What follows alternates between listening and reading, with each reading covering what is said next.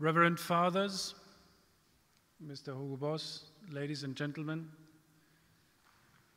I thank Civitas Christiana for inviting me to speak at this important Congress in such a prestigious venue.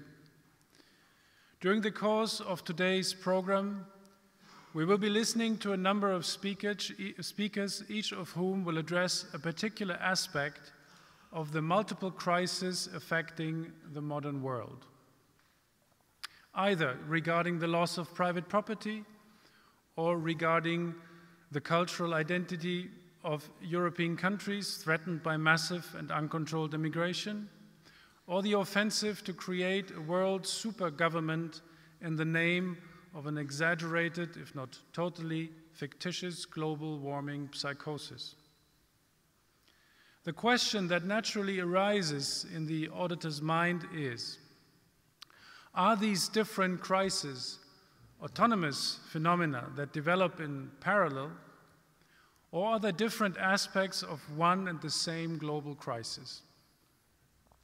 In medical terms, it would be tantamount to asking whether each of these crises is an independent disease, which its own origin and development, though their concomitants may aggravate the general medical condition of the patient, or are they all mere aspects of one single original disease that has affected several organs and caused different symptoms?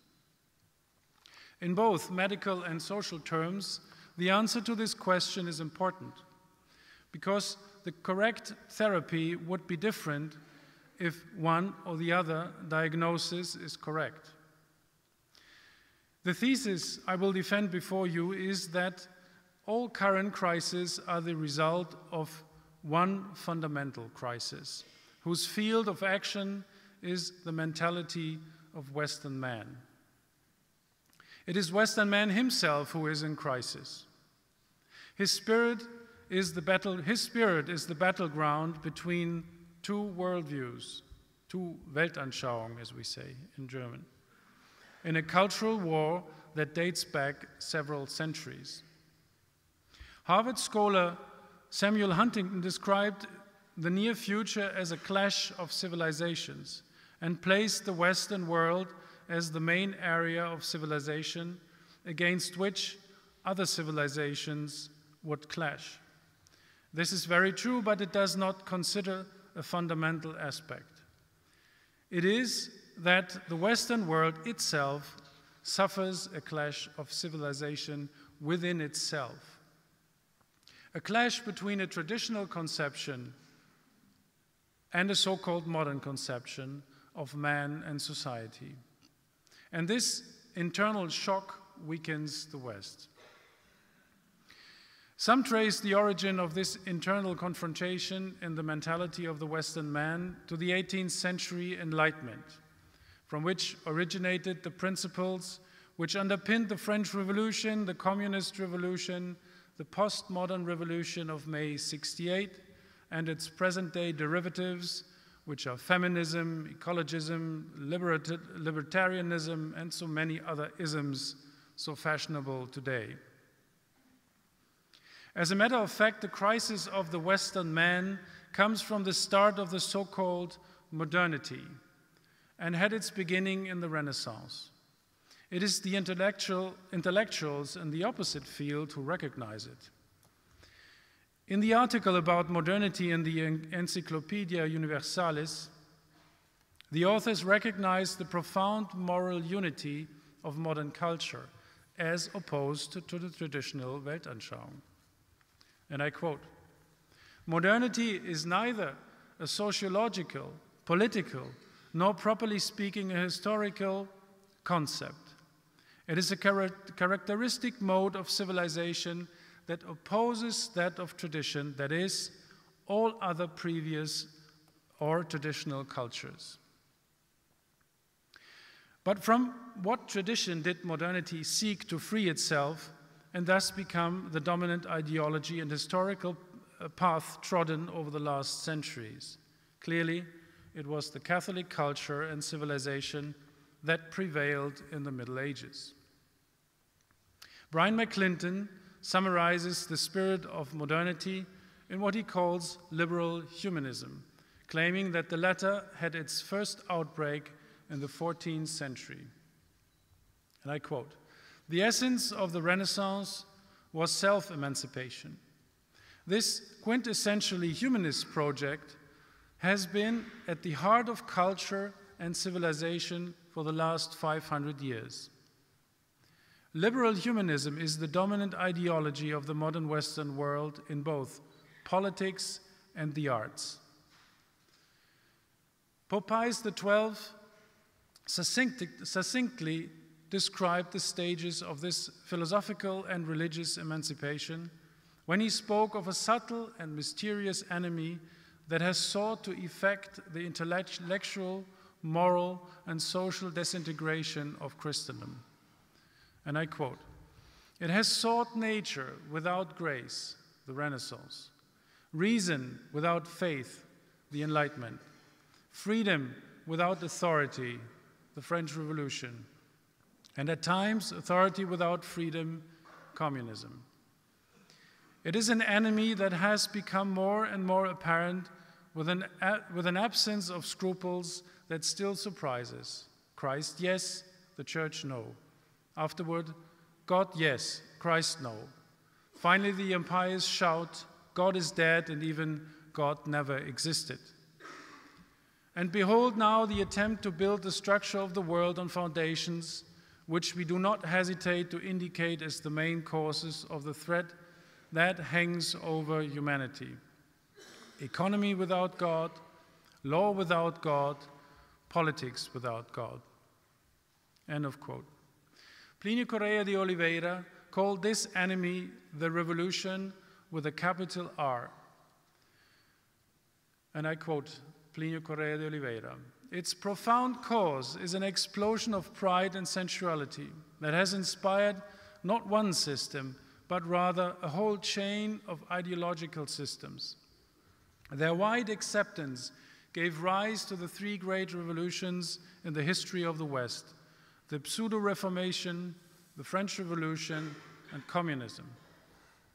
Pride leads to hatred of all superiority and, thus, to the affirmation that inequality is an evil in itself at all levels, principally at the metaphysical and religious ones.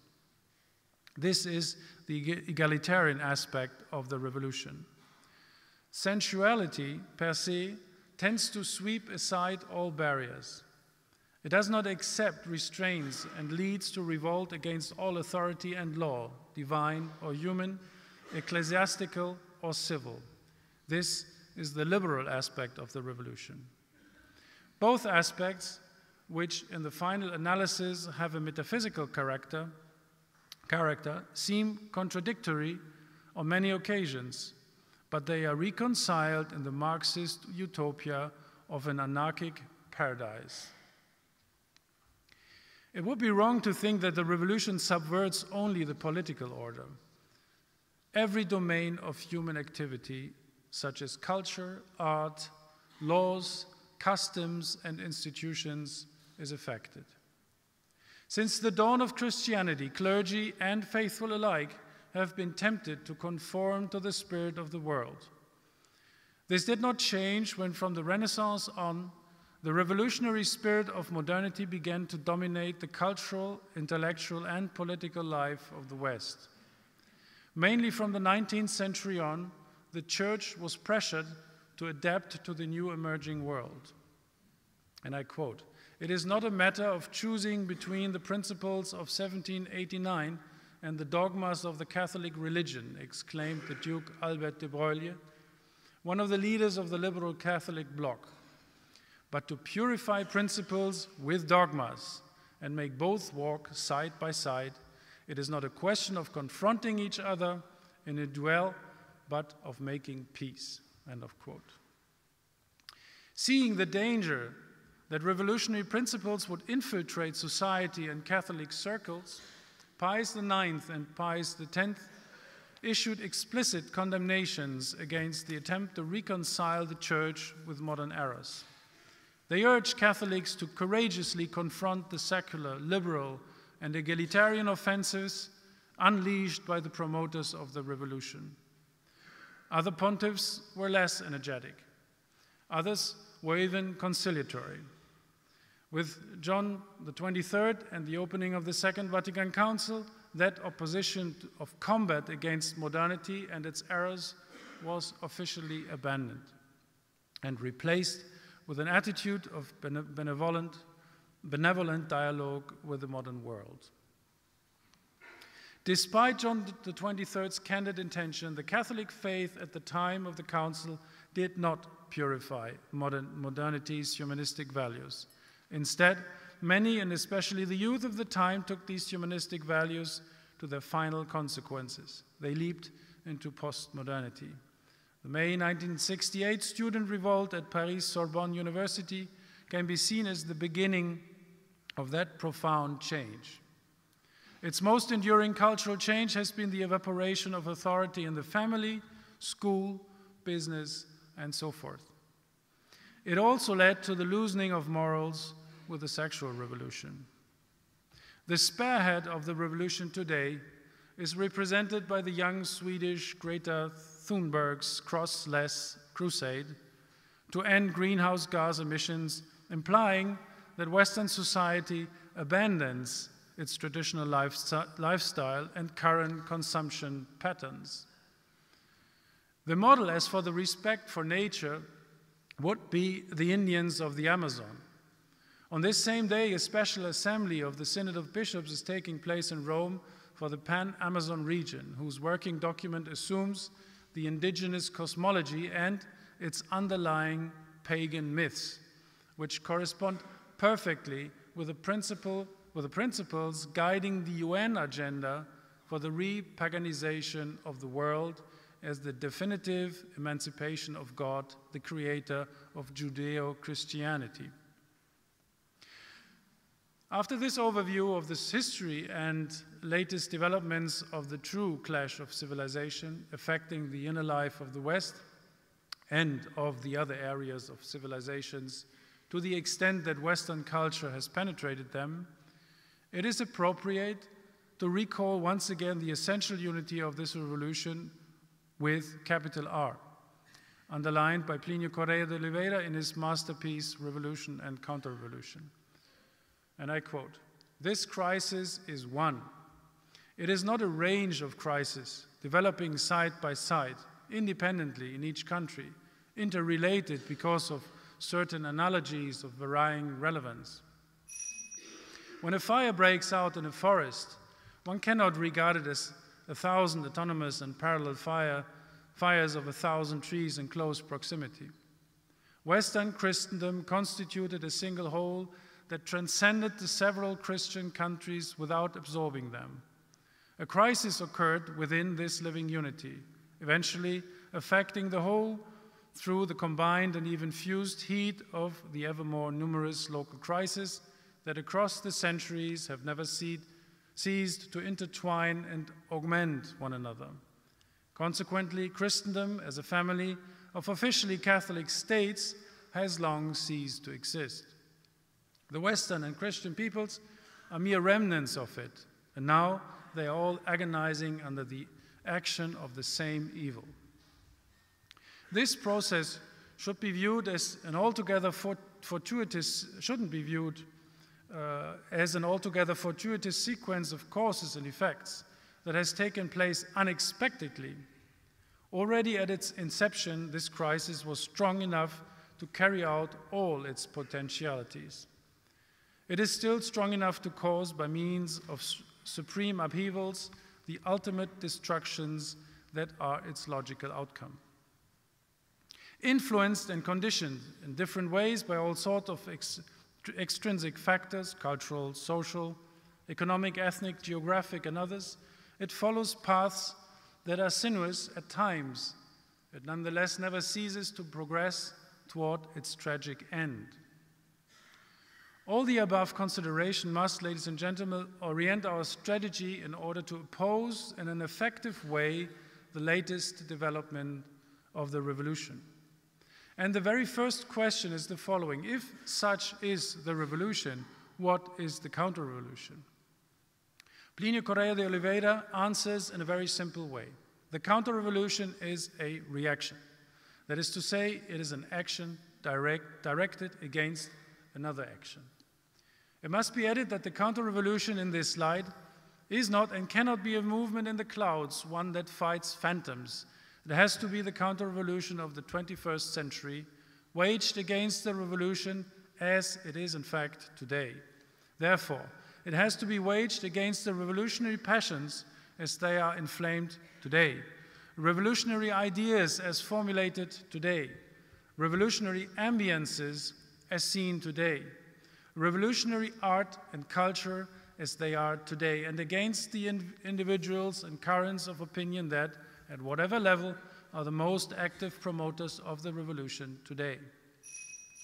One of the most important aspects of the revolution being its unity, one of the most relevant elements of a victorious reaction against it consists in that counter-revolutionary should present the revolution and the counter-revolution in all their aspects: religious, political, social, economic, cultural and artistic, and so on.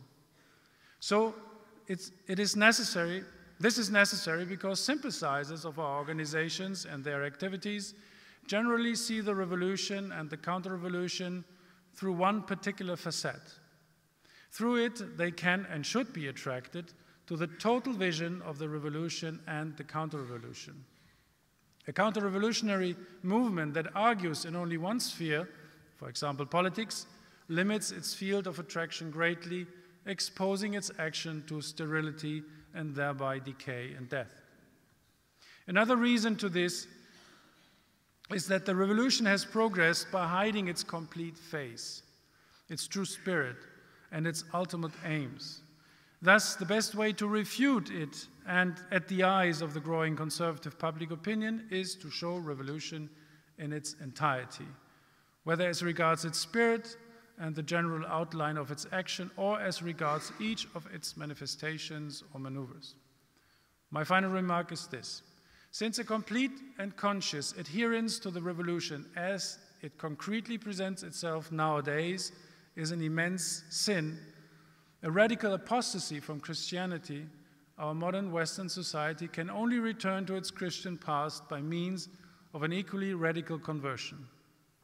Apparently, our contemporaries seem today very distant from such conversion. Let us not forget, however, that great conversions usually occur by a fulminating thrust of the soul caused by grace on the occasion of a given internal or external fact. And even in the soul of hardened sinners, there always remain some resources of intelligence and common sense and tendencies toward good. Although God never deprives these souls of sufficient grace, He frequently waits until they have reached the very depth of misery, wherein He suddenly brings home to them the enormity of their errors and sins as if in a fulgurant flash. We can help God's action by opening their eyes to the unity of the revolution as a spiritual aids that originate the various diseases that corrode their souls and provoke the various clashes that disturb our families and our society. Thank you very much.